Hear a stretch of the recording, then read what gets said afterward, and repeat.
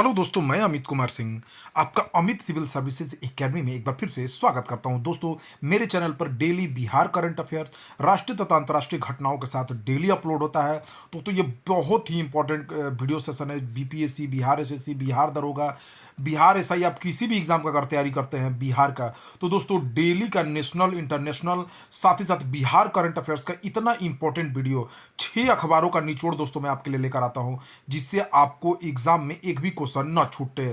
ठीक है दोस्तों, चाहे वो बिहार करंट अफेयर्स हो, चाहे वो नेशनल इंटरनेशनल करंट अफेयर्स हो, सभी का इंपॉर्टेंट निचोड़ आपके सामने मिलता है, डेली का क्वेश्चन आपको। ठीक है, तो जल्दी से चैनल को सब्सक्राइब कर लीजिए दोस्तों, देर ना करिए। ठीक है, एक भी क्वेश्चन अगर आप चाहते हैं कि एग्जाम में आप सफलता प्राप्त करना चाहते हैं तो चलते हैं आज के पहले क्वेश्चन की तरफ। बिहार में बाल विवाह, घरेलू हिंसा तथा सामाजिक कुरीतियों को रोकने के लिए बिहार महिला एवं बाल विकास निगम किसके साथ मिलकर काम करेगी? देखिए दोस्तों, बिहार में बाल विवाह, घरेलू हिंसा तथा सामाजिक कुरीतियों को रोकने के लिए बिहार महिला एवं बाल बाल विकास निगम जो है वो जीविका के साथ मिलकर काम करेगी। जीविका ग्रामीण विकास विभाग के साथ मिलकर काम करेगी महिला एवं बाल विकास निगम। दोस्तों देखिए, बिहार में कुछ ऐसे जिले हैं जैसे जमुई जिला, वहाँ पर दोस्तों हर शादी जो होती है वो तो उसमें बाल विवाह ही एक तरह से समझिए होता है। वो 18 साल से कम बच्चियों का ही शादी हो रहा है। तो ये कुछ दोष है हमारे समाज में, जिसको दूर करने के लिए इन दोनों विभागों ने एक पहल शुरू की है। फतुहा पटना के रहने वाले राष्ट्रपति पुरस्कार से सम्मानित किस व्यक्ति को राज्यपाल राजेंद्र विश्वनाथ अर्लेकर ने सम्मानित किया है? तो फतुहा पटना के रहने वाले राष्ट्रपति पुरस्कार से सम्मानित धर्मेंद्र कुमार को राज्यपाल राजेंद्र विश्वनाथ अर्लेकर ने सम्मानित किया है। बिहार में 1,000 की आबादी पर कितने मलेरिया मरीज हैं? देखिए दोस्तों, हाल ही में रिपोर्ट के अनुसार बिहार में 1,000 की आबादी पर एक से कम मलेरिया मरीज हो गए हैं। बिहार जो है अच्छा पहल किया है मलेरिया के रोग को कम करने में। ठीक है, भारत सरकार तथा बिहार सरकार दोनों ने 2030 तक मलेरिया खात्मे का लक्ष्य रखा है। बिहार के स्वास्थ्य मंत्री तेजस्वी यादव हैं। भारत के स्वास्थ्य मंत्री मनसुख मंडाविया हैं। कोरोजन रेसिस्टेंट सेमीकंडक्टर, जंग प्रतिरोधक सेमीकंडक्टर चिप बनाने में अप्लाइड मटेरियल्स इंडिया ने बिहार के किस संस्थान से सहयोग लेने के लिए एएमयू पर साइन किया है? अब देखिए दोस्तों, मैं बताता हूं कि जो आईआईटी पटना है, वहां पर दोस्तों चिप बनाने के लिए एक सेंटर ऑफ एक्सीलेंस भी बनाया जा रहा है। इसी कारण से जो जंग प्रतिरोधक सेमीकंडक्टर बनाने वाली जो एक बहुत बड़ी कंपनी है अप्लाइड मटेरियल इंडिया ने बिहार के आईआईटी पटना के साथ एक समझौते पर हस्ताक्षर किया है सेमीकंडक्टर चिप बनाने के लिए। ठीक है, तो आईआईटी पटना या आईआईटी पटना में दोस्तों क्या बना है? एक सेंटर ऑफ एक्सीलेंस बनाया जा रहा है चिप का, और यहाँ पर जो चिप बनाने वाली एक कंपनी है अप्लाइड मटेरियल्स इंडिया ने आईआईटी पटना के वैज्ञानिकों के साथ समझौता किया है। इस प्रोजेक्ट में पूर्वी भारत का नेतृत्व आईआईटी पटना करेगा। बिहार के वित्त मंत्री विजय कुमार चौधरी के अनुसार वित्त वर्ष 2022-23 में बिहार के राजस्व संग्रह में कितने प्रतिशत की वृद्धि हुई है? देखिए दोस्तों, बिहार के वित्त मंत्री विजय कुमार चौधरी ने बताया है कि वित्त वर्ष 2022-23 में 34,532 करोड़ रुपए का राजस्व संग्रह हुआ है, जिसके कारण बिहार के राजस्व संग्रह में 2021-22 की तुलना में 27.23% की वृद्धि हुई है। तो कितने की वृद्धि हुई दोस्तों? 27.23% की वृद्धि हुई है। भारत के वित्त मंत्री निर्मला सीतारमण हैं। बिहार के किस जिले के रहने वाले चंद्रशेखर मंडल को स्टार्टअप इनोवेशन इन आईटी से सेक्टर में बेस्ट अवार्ड से सम्मानित किया गया है? तो देखिए दोस्तों, दरभंगा के रहने वाले चंद्रशेखर मंडल को इन्होंने एक बहुत बड़ा काम किया दोस्तों। इन्होंने किया क्या? चंद्रशेखर मंडल ने चौक चौराहा पर काम की तलाश में बैठे मजदूरों को ऑनलाइन पोर्टल के माध्यम से काम दिलवाया। इसी कारण इनको startup innovation in IT sector में बेस्ट अवार्ड से सम्मानित किया गया है दरभंगा के चंद्रशेखर मंडल को। हिट एंड रन वाहन दुर्घटना मामलों में मृतक के आश्रितों को बिहार सरकार ने कितनी मुआवजा राशि देने की घोषणा की है? देखिए दोस्तों, हिट एंड रन में बहुत सारे लोगों की मृत्यु हो जाती है, तो उनके आश्रितों को बिहार सरकार ने 2 लाख रुपए देने की घोषणा की है, तथा गंभीर रूप से घायल लोगों के आश्रितों को 50,000 की राशि मुआवजा के रूप में दी जाएगी। और इन दावों का निपटारा जो है 15 कार्य दिवस के अंदर करना होगा। बिहार की परिवहन मंत्री शीला कुमारी हैं। भारत की परिवहन मंत्री की बात की जाए तो नितिन गडकरी हैं। भोपाल के मानस भवन में आयोजित बाल कल्याण एवं बाल साहित्य शोध केंद्र के 14वें वार्षिकोत्सव में श्रेष्ठ बाल पत्रिका का सम्मान किस बिहार की पत्रिका ने जीता है? तो दोस्तों, किलकारी की बाल पत्रिका बाल किलकारी ने दोस्तों श्रेष्ठ बाल पत्रिका का सम्मान जीता है। ठीक है, किलकारी की बाल पत्रिका बाल किलकारी को सर्वश्रेष्ठ बाल पत्रिका के सम्मान से सम्मानित किया गया है। केंद्रीय वस्तु एवं सेवा कर के आयुक्तालय की देश भर की ऑडिट आयुक्तालय की रैंकिंग में, ठीक है ना, केंद्रीय वस्तु एवं सेवा कर का एक ऑडिट किया गया दोस्तों। इस ऑडिट की रैंकिंग में 2022-23 में जो बिहार का स्थान है वो 25वां है। ठीक है, केंद्रीय वस्तु एवं सेवा कर के आयुक्तालय की देश भर की ऑडिट आयुक्तालय की रैंकिंग में बिहार 2022-23 में 25वें स्थान पर आया है। बिहार ने 2021 की तुलना में लंबी छलांग लगाते हुए 40वीं रैंक से सीधे 25वें रैंक पर पहुंच गया है। केंद्रीय प्रत्यक्ष कर बोर्ड के वर्तमान अध्यक्ष नितिन गुप्ता हैं। प्रत्यक्ष कर व्यवसाय और आमतौर पर किसी व्यक्ति की आय पर लगाया जाने वाला कर है और उसे भुगतान करने के लिए पूरी तरह से जिम्मेदार है। प्रत्यक्ष कर में आयकर, उपहार कर, पूंजीगत लाभ कर आदि शामिल हैं, जबकि अप्रत्यक्ष कर में मूल्य वर्धित कर, सेवा कर, माल और सेवा कर, जिसको जीएसटी भी बोलते हैं, सीमा शुल्क आदि शामिल है। भारत की केंद्र सरकार सीमा शुल्क, केंद्रीय उत्पाद शुल्क, आयकर और सेवा कर जैसे कर लगाती है। भारत में कराधान प्रणाली राज्य सरकारों को कृषि आय, व्यवसायिक कर, मूल्य वर्धित कर, राज्य उत्पादित शुल्क, भूमि राजस्व और स्टाम्प शुल्क पर आयकर लाने का अधिकार देती है। यह राज्य कर है दोस्तों। ठीक है, याद रखिए भारत में जीएसटी 1 जुलाई 2017 को लागू हुआ था। हाल ही में केंद्र सरकार द्वारा कराई गई जल स्रोतों की गणना में बिहार के कितने प्रतिशत जल स्रोत सूख गए हैं या उनका अतिक्रमण हो गया। देखिए दोस्तों, हाल ही में केंद्र सरकार द्वारा की गई जल स्रोतों की गणना में 49.8% जल स्रोत जो है बिहार के वो सूख गए हैं या अतिक्रमण के शिकार हो गए हैं। हाल ही में केंद्र सरकार द्वारा कराई गई जल स्रोतों की गणना में बिहार के 498% जल 49.8% जल स्रोत सूख गए हैं या उनका अतिक्रमण हो गया है। बिहार में 45,793 जल स्रोतों की गणना की गई है। बिहार के ग्रामीण इलाकों में 53,831 सॉरी दोस्तों 43,831 लगभग 95.7% जल स्रोत है, जबकि शहरों में 1962 4.3% जल स्रोत है। ठीक है, 53,831 की जगह 43,831 होगा। ठीक है, देश में कुल 24,24,540 जल स्रोतों की गणना की गई है। 5 शीर्ष जल स्रोतों वाले राज्यों में पूरे देश का 63% जल स्रोत है। 5 शीर्ष राज्य पश्चिम बंगाल, उत्तर प्रदेश, आंध्र प्रदेश, उड़ीसा तथा असम है। बिहार किन वस्तुओं के उत्पादन में प्रथम स्थान पर है। देखिए दोस्तों, बिहार जो है लीची, मशरूम, मखाना, भिंडी के उत्पादन में प्रथम स्थान पर आया है। बिहार लीची, मशरूम, मखाना, भिंडी उत्पादन में प्रथम स्थान पर आया है। आलू उत्पादन में तीसरा स्थान पर है। आम और शहद उत्पादन में चौथे स्थान पर। केला उत्पादन में 7वां स्थान आया है। देश के कुल लीची उत्पादन का बिहार में 40% हो रहा है। कुल मशरूम का 10% हो रहा है। कुल मखाना का 85% बिहार में हो रहा है और कुल भिंडी का 15% बिहार में हो रहा है। कुल आलू का 17.1% बिहार में हो रहा है। शहद का 12.6% बिहार में हो रहा है। आम का 8%, केला का 6% बिहार में उत्पादन हो रहा है। बिहार सरकार एससी एसटी अति पिछड़ा वर्ग महिलाओं को विदेशों के कितने विश्वविद्यालयों में पढ़ाई करने के लिए वित्तीय सहायता उपलब्ध कराएगा। देखिए दोस्तों, बिहार सरकार की एक अच्छी पहल आई है। इसके अनुसार एसटी एसटी अति पिछड़ा वर्ग एवं महिलाओं को 500 विदेशी विश्वविद्यालयों में पढ़ाई के लिए वित्तीय सहायता उपलब्ध कराया जाएगा। बिहार के समाज कल्याण मंत्री मदन सहनी है। बिहार सरकार अनुसूचित जाति एवं अनुसूचित जनजाति कल्याण मंत्री संतोष कुमार सुमन है। बिहार सरकार अल्पसंख्यक कल्याण मंत्री जमा खान है। विदेशों में पढ़ने जाने वाले छात्रों को अधिकतम 5 लाख रुपए, सॉरी दोस्तों 50 लाख रुपए दिए जाएंगे। ये 5 लाख गलत है दोस्तों। ठीक है, 50 लाख रुपए उनको दिए जाएंगे। गिफ्टेड चाइल्ड पॉलिसी के तहत बिहार के सभी तकनीकी कॉलेजों में प्रतिभाशाली छात्रों के लिए कितने सीटें आरक्षित की जाएगी। देखिए दोस्तों, बिहार में गिफ्टेड चाइल्ड पॉलिसी के तहत बिहार के सभी तकनीकी कॉलेजों में प्रतिभाशाली छात्रों के लिए 2 सीटें आरक्षित की जाएगी। बिहार के विज्ञान एवं प्रौद्योगिकी मंत्री सुमित कुमार सिंह हैं।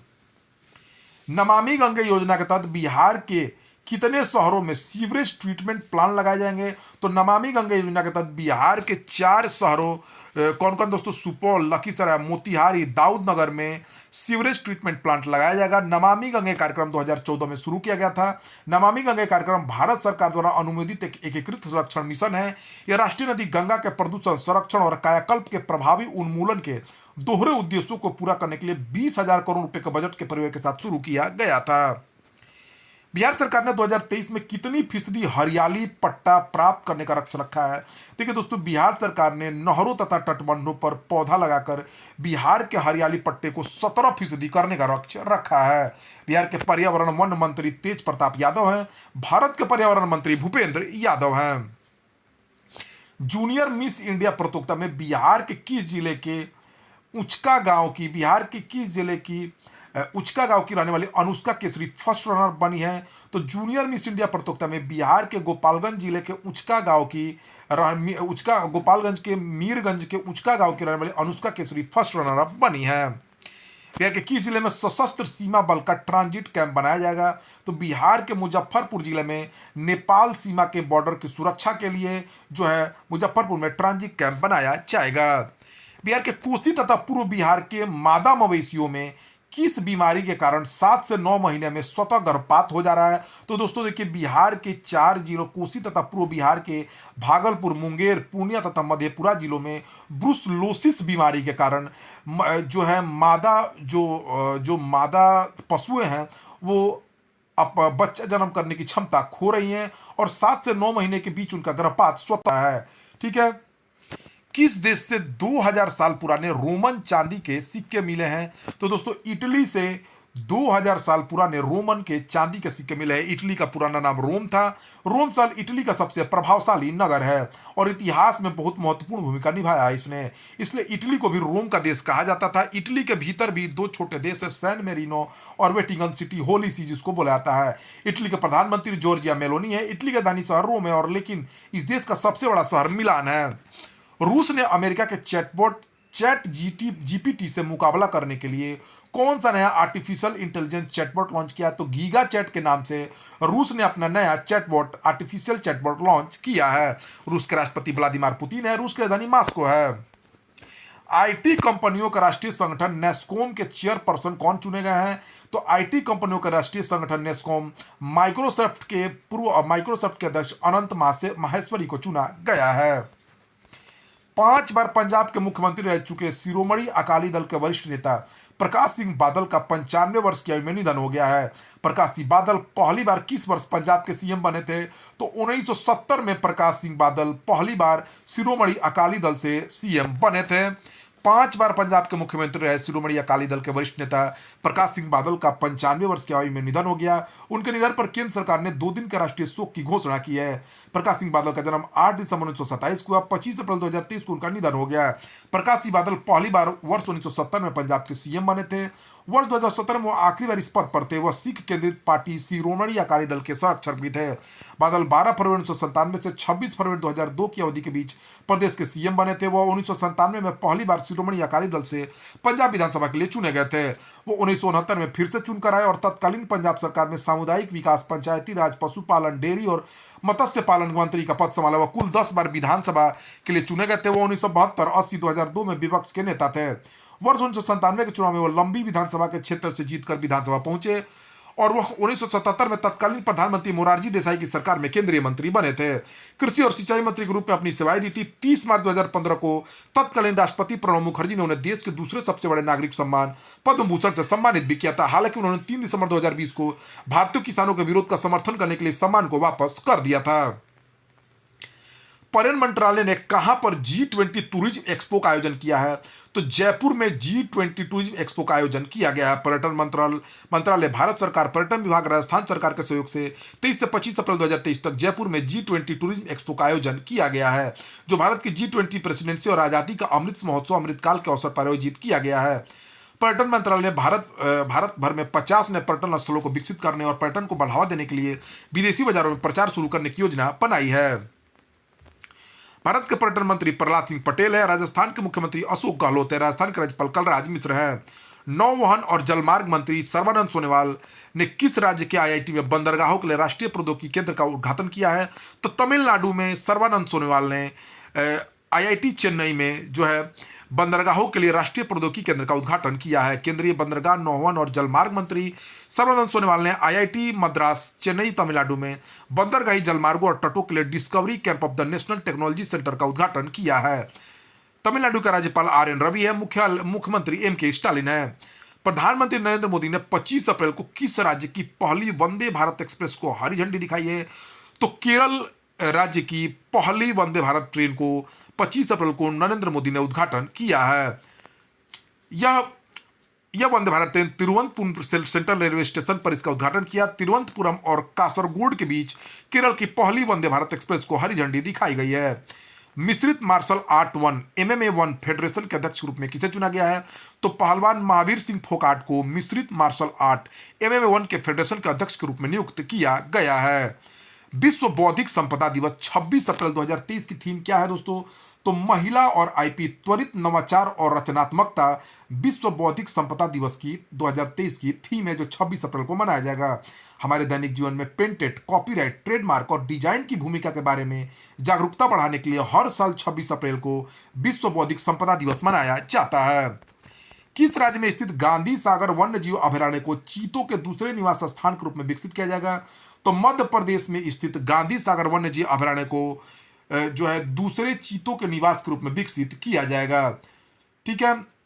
वर्ष 1974 में वन्य जीव अभयारण्य के रूप में इसे अधिसूचित किया गया था। मध्य प्रदेश के मुख्यमंत्री शिवराज सिंह चौहान है। मध्य प्रदेश के राज्यपाल बंगू भाई पटेल है। किस सार्वजनिक क्षेत्र की कंपनी ने CSR कार्य के लिए ग्लोबल गोल्ड अवार्ड जीता है? तो सार्वजनिक क्षेत्र की विद्युत company power grid corporation India limited को भारत सरकार के विद्युत मंत्रालय के एक महारत्न CPSU को द ग्रीन ऑर्गेनाइजेशन द्वारा ग्लोबल गोल्ड अवार्ड से सम्मानित किया गया है। यह अवार्ड 25 अप्रैल को अमेरिका के मियामी में आयोजित ग्रीन वर्ल्ड्स अवार्ड 2023 समारोह में दी गई। पावर ग्रिड समुदाय और पर्यावरण के लिए कई CSR कार्यक्रमों में शामिल होने पर जोर देता है।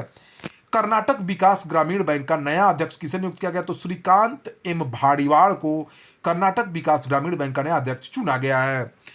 Third in person quad summit की मेजबानी कौन करेगा दोस्तों? देखिए, third in person quad summit की मेजबानी जो है ऑस्ट्रेलिया कर रहा है। क्वाड समिट में 4 सदस्य देश के नेता शामिल होंगे। अमेरिका राष्ट्रपति जो बाइडन, जापानी PM फूमियो किसीदा, भारतीय प्रधानमंत्री नरेंद्र मोदी और ऑस्ट्रेलिया के प्रधानमंत्री एंथनी एल्बनीज। क्वाड शिखर सम्मेलन 4 देशों के नेताओं के बीच एक बैठक है। संयुक्त राज्य America, Japan, Bharat, Australia. Quad को पहली बार 2007 में एक रणनीतिक समाज के रूप में स्थापित किया था, लेकिन 2017 में इसे पुनर्जीवित किए जाने तक यह कई वर्षों तक निष्क्रिय रहा था। PM मोदी ने किस राज्य में भारत के पहले डिजिटल साइंस पार्क का उद्घाटन किया है? तो PM मोदी ने भारत के केरल राज्य में डिजिटल साइंस पार्क का उद्घाटन किया है। भारत के पहले डिजिटल साइंस पार्क का उद्घाटन किया है। केरल के मुख्यमंत्री पिनराई विजयन है। केरल के राज्यपाल आरिफ मोहम्मद खान है। कहां स्थित माड़ा गांव को सीमा सड़क संगठन द्वारा देश का पहला गांव घोषित किया गया है? तो उत्तराखंड में स्थित उत्तराखंड के चमोली में स्थित माड़ा गांव को सीमा सड़क संगठन द्वारा देश का पहला गांव घोषित किया गया है। उत्तराखंड के मुख्यमंत्री पुष्कर सिंह धामी हैं। उत्तराखंड के राज्यपाल गुरमीत सिंह हैं। 3200 फीट ऊंचाई पर संचालित होने वाले दुनिया के पहले हरित हाइड्रोजन माइक्रोग्रिड परियोजना को कहां स्थापित किया जा रहा है? तो दोस्तों, लेह लद्दाख में 3200 फीट ऊंचाई पर संचालित होने वाले दुनिया के पहले हरित हाइड्रोजन माइक्रोग्रिड परियोजना को स्थापित किया जाएगा। वैज्ञानिकों ने कहा दुनिया के दूसरे सबसे गहराई वाले ब्लू हेवल का पता लगाया है? तो वैज्ञानिकों ने पश्चिमी कैरेबियन सागर में दुनिया के दूसरे सबसे गहराई में पाए जाने वाले ब्लू हेवल का पता लगाया है। T20 में सबसे तेज 200 विकेट लेने वाले पाकिस्तान के कौन गेंदबाज बने हैं? तो पाकिस्तान के सबसे युवा गेंदबाज बने हैं 200 विकेट लेने वाले शाहीन अफरीदी, पाकिस्तान के। सिपरी की रिपोर्ट के अनुसार लगातार 8 सालों तक सैन्य खर्च के मामले में कौन सा देश शीर्ष पर रहा है? तो अमेरिका दोस्तों 8 लगातार सालों से सैन्य खर्च के मामले में शीर्ष पर है। दूसरे स्थान पर दोस्तों चीन है, तीसरे पर रूस है और चौथे पे भारत है। तो दोस्तों यह रहा 26 अप्रैल 2023 का सारा इंपॉर्टेंट वीडियो। तो दोस्तों चैनल को सब्सक्राइब कर लीजिए इंपॉर्टेंट करंट अफेयर्स के लिए। Thank you for watching my